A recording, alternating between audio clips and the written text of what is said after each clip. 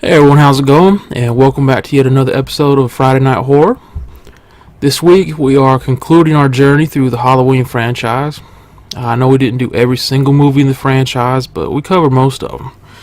See, we did Halloween, Halloween 2, 4, 5, and this week we're doing Halloween, The Curse of Michael Myers. Now I'm going to be honest with you, as many times as I've seen this movie, it's always confused the hell out of me. I've never understood what was going on. It attempts to explain the origin of Michael Myers, and I just don't get it. I don't know why, it just confuses me. So this time, I'm going to be watching what they call the producer's cut. Different scenes, an alternate ending. The footage I'll be showing is from a theatrical release. For some reason, getting the footage from the producer's cut into my little video here was not going well, so it is what it is, man. I'll be watching the producer's cut. I've never seen the producer's cut. Hopefully it'll help me understand what's going on a little bit more. We'll see. See, Halloween, Curse of Michael Myers was 1995. The only weird thing about this is at the end of Halloween 5, you see Michael Myers was arrested. He was in a holding cell. A man in black came in, killed everyone in the police station, broke Michael Myers out of the prison. His little niece Jamie walked into the prison, saw his cell was empty, and just started crying, and that's where part 5 ended. Now part 6, or I guess we'll call it part 6, it's easier, takes place 6 years later. And the movie starts with a woman who's in labor, about to give birth. She has a baby, and you come to find out it's Jamie.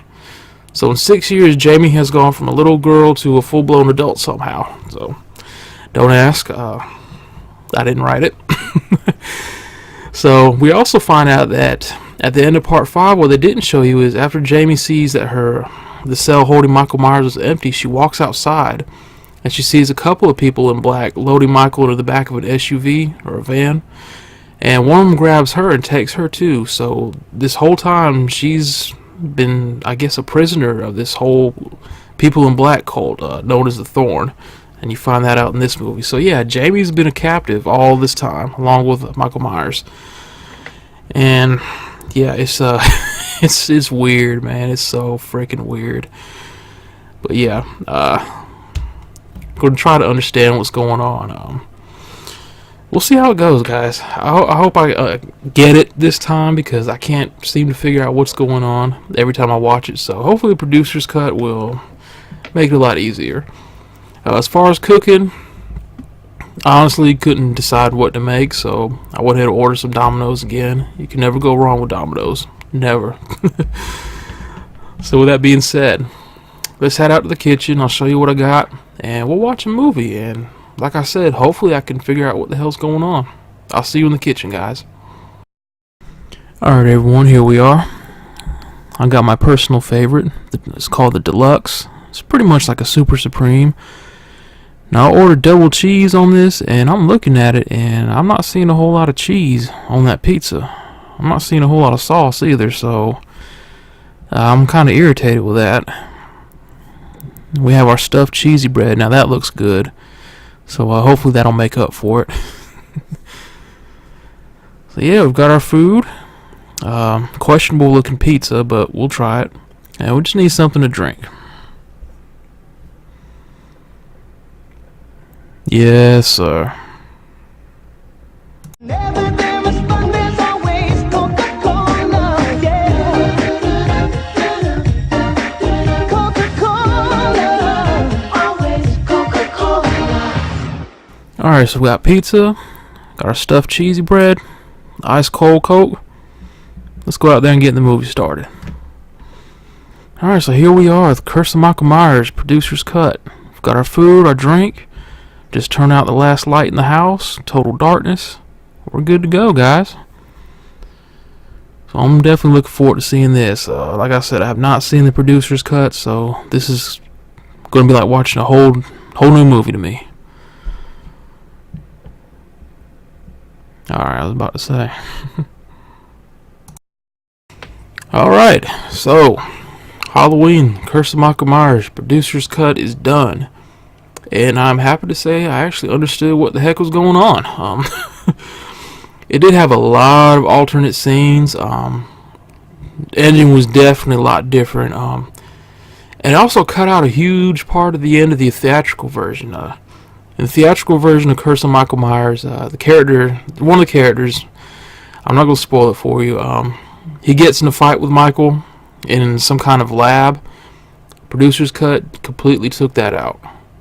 I actually like the theatrical version of that better. The fight, the guy injects Michael with some kind of, I don't know, kind of incapacitates, some kind of liquid. It kind of incapacitates him. I don't know the exact word I'm looking for to describe it. But it kind of weakens Michael, and then he beats the hell out of him with a pipe. Producer's cut. Michael's chasing him, and instead of going in the lab and throwing down, having a fight, the guy pulls out a bag of magical runes, lays them on the floor, drops a little bit of his own blood, and the runes freeze Michael. Yeah. They took out a badass fight and replaced it with Michael Myers getting frozen in place by some magical runes. That sucked balls. The ending, however, I like the ending a whole lot more on the producer's cut. Without spoiling it for you, all I'm going to say is I feel so bad for Dr. Loomis. Jesus Christ, man. To go through what he did through the entire franchise and have an ending like that. Damn, Loomis. Definitely a better ending. And Sam Loomis, speaking to him, Donald Pleasance, the actor who plays Sam Loomis, unfortunately passed away. I believe it was 8 months before this movie was released, so they dedicated it to his memory.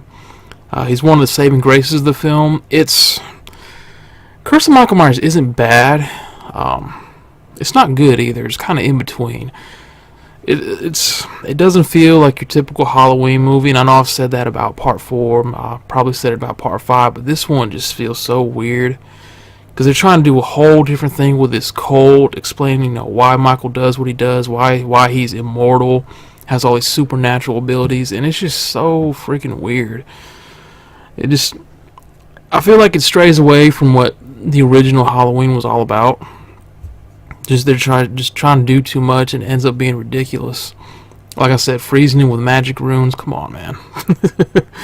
This is a guy that's been blown up, burned alive, stabbed, shot so many times, but he can't get past magical runes. Okay. Whatever you say, Chief. But I don't dislike Curse of Michael Myers. It's just not one of my favorites in the franchise. I mean, I get his origin now, why he does what he does, but the way they went about explaining it is just so ridiculous. They could have just explained it without doing all this, magical rune crap. And another thing about it is, I don't know, I can't remember if they did it in the theatrical version or not, but in the producer's cut, they kind of insinuate that Jamie's baby belongs to Michael.